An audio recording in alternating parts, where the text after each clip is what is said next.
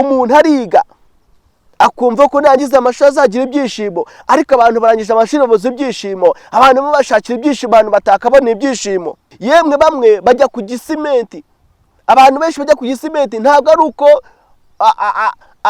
bagiye bishimye, bagiye baneze cyangwa se bajyanye amafaranga bane, barashaka ibyishimo. Nuko bareye ku gisimenti hariya, ntabwo arahara ku gisimenti ngo ubyuke mwito uvuga ngo umutima byanezerewe nibishoboka ko ntakijya mu mihango y'abamama, kandi n'umugabo wanjye akaba ashaje. Ibyo byishimo bizava hehe? Atera amagambo avuga ngo manu bababarire kuko batazi icyo bakora.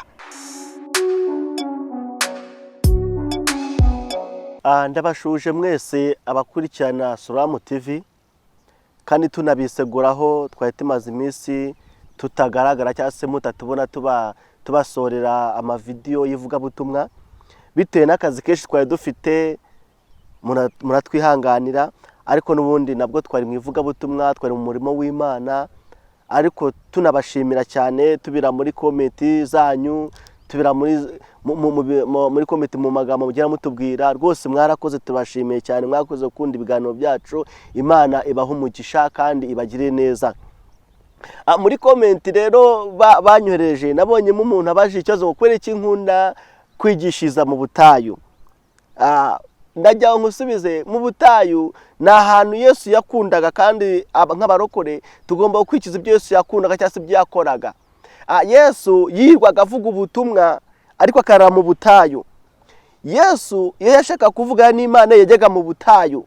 Tureba na Musa, nawe Musa ajya guhabwa amateko 10 y'Abisirayeli, nabwo yagiye mu butayu.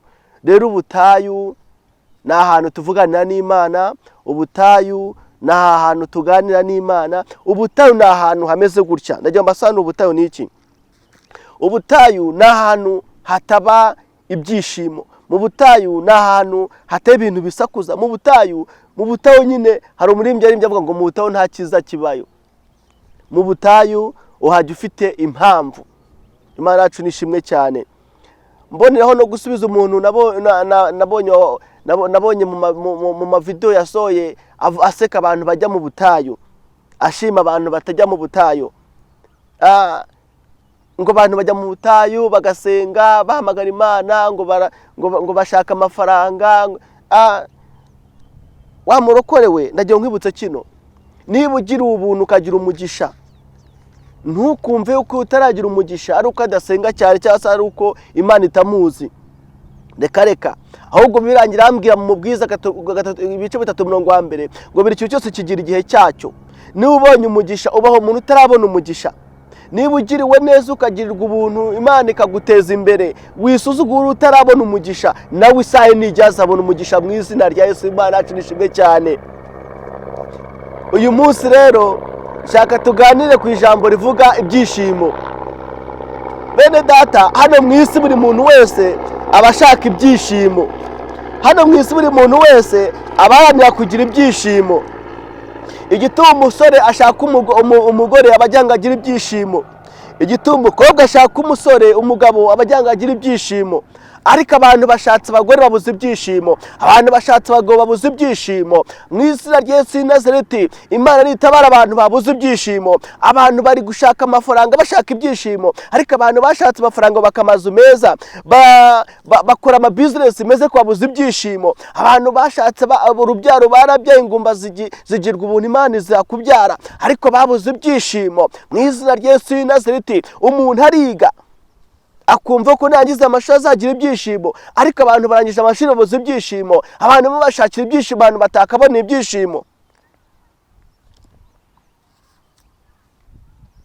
Yemwe bamwe bajya ku gisimenti, abantu benshi bajya ku gisimenti ntabwo ari uko bagiye bishimye, bagiye baneze cyangwa se bajyanye amafaranga bane, barashaka ibyishimo. Bafite stress nyinshi, kuwa gatanu hajya kugera bafite ibibazo, bafite stress bivuye mu ngo, bivuye mu mirimo bakora, bakagenda bakajya gushaka ibyishimo ku gisimenti. Nyamara ntabwo ari hariya ariho haba ibyishimo. Dore impamvu uvuga ko nta byishimo bihari, nuko nabonye ko hari abarara banywa bakabura imbaraga zibacyura, bakarara ku gasozi. Yemwe nabonye nabo leta ifate bavuga ati turajya kubafunga. Reba kugira ngo uyoborwe n'inzoga. zikurusha ubwenge. Ndumva agira atari ibyishimo. Bene data, ibyishimo biba mu Mana gusa. Imana niyo itanga ibyishimo. Utabona ibyishimo mu Mana, mu isi nta byishimo waboneramo. Ni Yesu ubwo yaravuze ngo nta mahoro y'umunyabyaha. Imana niyo itanga ibyishimo. Nshaka tuganire ku ijambo umunsi bwa ngo ibyishimo. Ni gute wabona ibyishimo? Bantu babuze ibyishimo, ni gute wagira umunezero? Ni gute wakwishima? Bibiliya irambwira ngo ahari kurira kwararira umuntu, ngo ariko bwacu ibyishimo impundu zikavuga. Imana yacu ntihabwe icyubahiro. Ndashaka twifashisha ijambo ry'Imana riri mu Itangiriro. Itangiriro ibice 18, turatangira ku murongo wa 10. Bibiliya irambwira Itangiriro 18 umurongo wa 10 aravuga ngo undi aramubwira ati iki gihe cy'umwaka nikigera sinzabura kugaruka aho uri Sara umugore we uriya Sara umugore wawe abyare umuhungu. Sara abyumva ari mu muryango w'ihema ari inyuma ye. Aburahamu na Sara bari bashaje bageze mu zabukuru, kandi Sara ntiyari akijya mu mihango y'abakobwa. 12. Sara araseka mu mutima ati ko maze gukecura nzanezerwa ntyo kandi umutware wanjye akaba ashaje. Imana yacu nishimwe cyane.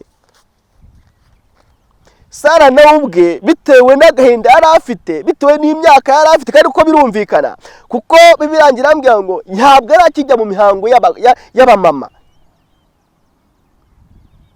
Nawe aribaza ngo ese ibyo byishimo nzabigira gute ko ntakijya mu mihango y'abamama, kandi n'umugabo wanjye akaba ashaje, ibyo byishimo bizava hehe? Ariko birangira ambwira ngo igihe koko cyarageze, Sara abyara umwana w'umuhungu, Aburahamu amwita Isaka cyangwa se Isaka. Biracu nishimwe cyane. Ijambo ry'Imana riraduhumuriza. Bibiliya ijambo ry'Imana niryo ribamo ibyishimo. Sara yabaye umukobwa nta byishimo, aba umugore nta byishimo, agira mu zabukuru nta byishimo, ariko mu zabukuru n'Imana amuhaye ibyishimo. Imana yacu nishimwe cyane.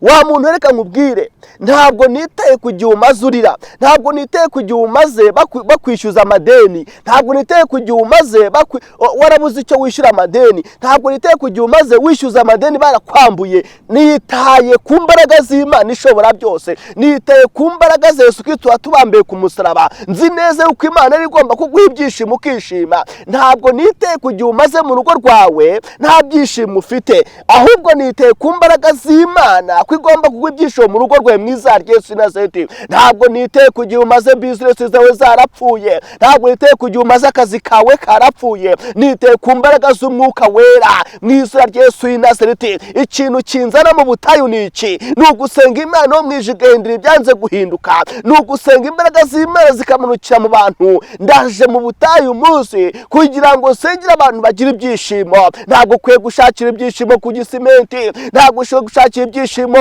mu busambanyi. Ibyishimo biri mu Mana. Imana nitanga ibyishimo, Imana nitanga amahoro, Imana itanga umunezero, Imana nitanga ibyabuze. Imana yacu nishimwe cyane.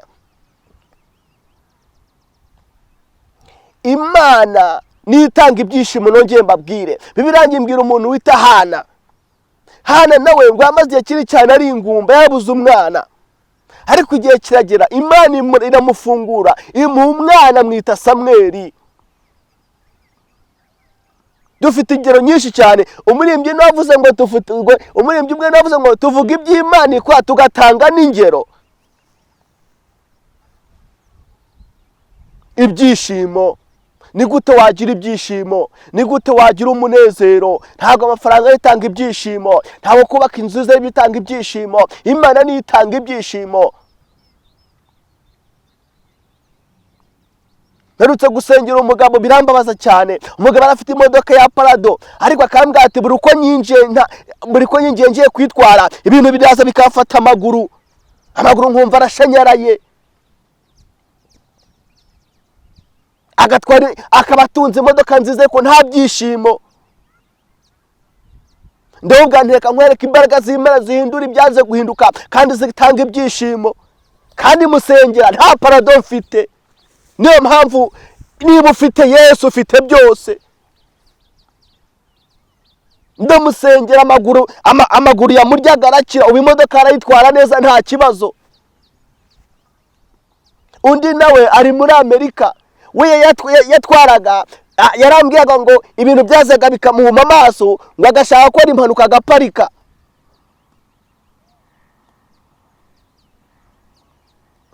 Ni byiza dushaka amafaranga, ariko ntabwo amafaranga arimo ibyishimo.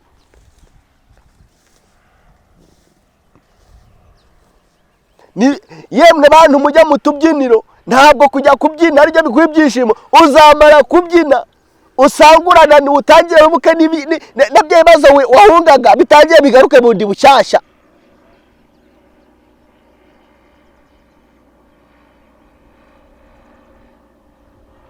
Imana yacu nishimwe cyane. Mushaka ibyishimo mu Mana, mushakira ibyishimo mu gusenga, mushakira ibyishimo mu gukora imirimo myiza. Ahari yenda Imana yagutabara, haracyariho ibyiringiro. Hari abantu bihebye. Ejo bundi ndimo nsenga, Imana imishurira iki kintu. Imana yambwira ngo aya mavideo wohereza kuri YouTube, ngo hari abantu bayageraho bakimyoza bakazunguza imitwe, ngo ariko bagera ku mavideo y'ibishegu bakishima bakanezerwa bakanezerwa. Mw'abantu we kuki stress zanyu mwumva ko zashira kuri video z'ibishegu, ariko mwagira kuri video y'ijambo ry'Imana mukumva nta peti mufite. Iki kirimo nakimishuriye ngo video bazigeraho basoma ngo ni ijambo ry'Imana ngo ripesa kanaka ngo abana bo ngo twararambiwe. Icyo kirimo nakimishuriye. Ariko nawe ndabasengera Imana ibagirire neza, Imana ibatabare, Imana ibarenge namwe simwe. Igihe kimwe Yesu ari ku musaraba, barimo bamukubita bamuciragana bamuteragana, atera amagambo avuga ngo Mana bababarire kuko batazi icyo bakora. Kandi bari abagabo bakuru, hari abantu bakuze. Birabaje kuri umuntu mukuru, kuri umuntu abantu bita papa, kuri umuntu abakozi bita boss, ariko utazi icyo wakora kugira ngo ubone ibyishimo, utazi icyo wakora kugira ngo ugire umunezero. Shaka Imana bigishoboka kwibonwa. Hari ubuhanuzi Yesu yatanze kera, najyaga mbusoma muri Bibiliya nkumva ni umugani, ariko ubu nibwo nkibona ko bwatangiye gusura bwasohoye. Yesu arimo yigisha, arahindukira abwira abigishwa babwira ngo mwebwe niyo mutavuga, niyo mwaceceka, aya mabuye azavuga. Niyo mpamvu mubona ufungura YouTube yawe ntabwo ushaka kubona video ebyeshatu tutarabona ijambo ry'Imana, ntibishoboka. Ntabwo ushaka gushyira kuri radio ngo ushyiraho radio nk'ebyeshatu tarumva ijambo ry'Imana, ntibishoboka. Imana nayo yatanze imbaraga, yatanze ubwenge bw'Umwuka Wera kugira ngo abantu babashe gusohora ijambo ry'Imana cyane, nta kintu uzitwaza. Abantu mutajya mu rusengero mubona ubutumwa bwiza tubibagezaho kuri YouTube zayo, ku matelefone yanyu, ku mashini yanyu. Ntabwo bajya mu rusengero murabibona, nta hantu rero uzitwaza ngo ntumvishe ijambo ry'Imana, nta cyitwazo kiriho. Ariko uyu munsi ndabasabira ibyishimo mu izina rya Yesu w'i Nazareti. Abantu b'Imana bakwiye kugira ibyishimo. Imana ntabwo yakuremeye kurira. Ndavuga nawe uvuga ngo ariko se Mana uburanzi, ndavuga nawe uvuga ngo se Mana ubu ngubu uracyanyumva. Imana irakuzi, yewe n'umubare n'umusatsi uri ku mutwe wawe irawuzi. izi n'amazina yawe. Imana irakuzi. Imana yacu ni ishimwe cyane kandi habwa icyubahiro. Samweli wa mbere,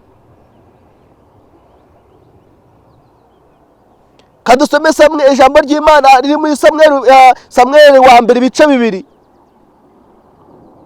umurongo wa mbere, umutwe w'amagambo avuga ngo ibyishimo bya Hana.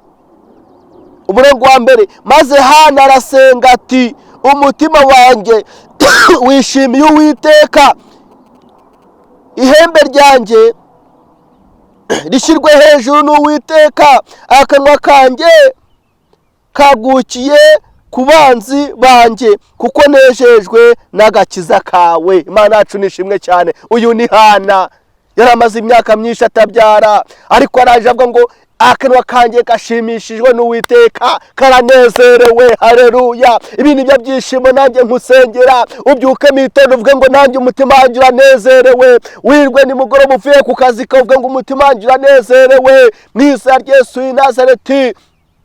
Nta impamvu utashaka kubyuka mu gitondo uvuga ngo umutima uranezerewe nuko baraye mu kabari, nuko baraye ku gisimenti hariya. Ntabwo arahara ku gisimenti ngo ubyuke mu gitondo uvuga ngo umutima wanjye uranezerewe. Ntibishoboka.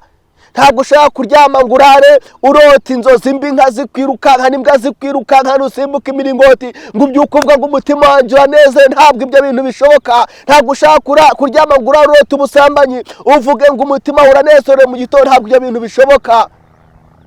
Imana yacu ni ishimwe cyane.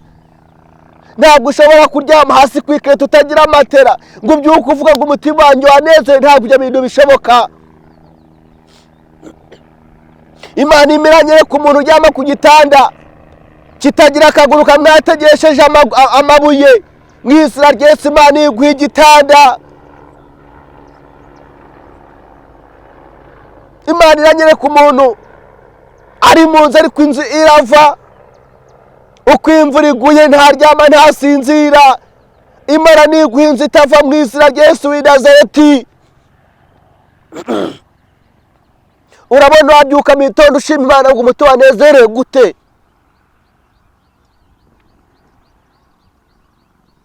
Imana yacu ihabwa icyubahiro kandi Imana ni nziza. Imana iri kugera ku mumama amezi 9 yaruzuye yo kubyara, ariko ibise byo kubyara byarabuze. Urabona wabyuka mu gitondo ukavuga ngo umutima wanezerewe gute? Imana iguhe kubyara neza mu izina rya Yesu w'i Nazareti. Ntibazanagushyiraho n'icyuma, ntibazakubaga ngo uzabyaye neza nk'Abaheburayo.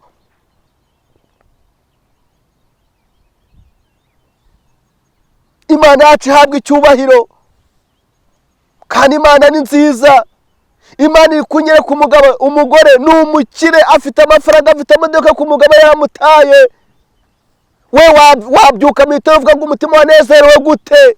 Abantu bafite ibibazo barababaye, abantu bafite amara, bafite agahinda, ariko Imana ibaha ibyishimo mu izina rya Yesu.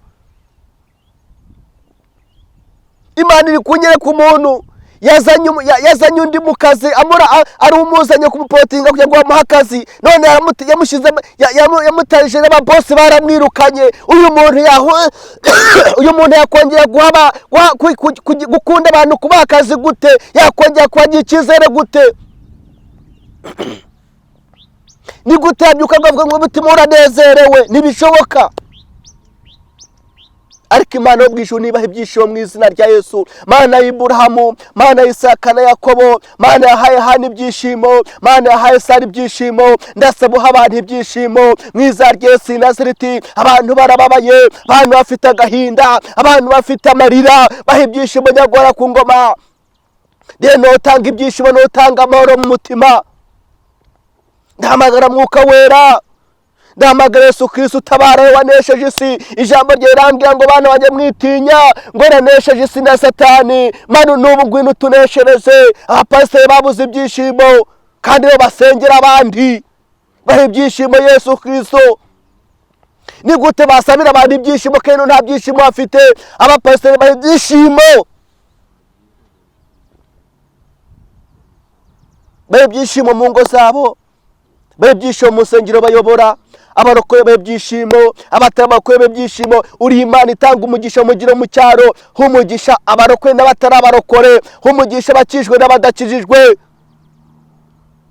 mu izina rya Yesu w'i Nazareti, amina. Ndabashimiye, Imana ibaha umugisha kandi bagire neza, mukomeze mudukunde, mukomeze muduhe subscribe, mukomeze muduhe like, mukomeze muduhe ibitekerezo, natwe turishima, turabishimiye. Imana yo mu ijuru nibaha umugisha kandi nibagire neza, turabakunda. Bye bye.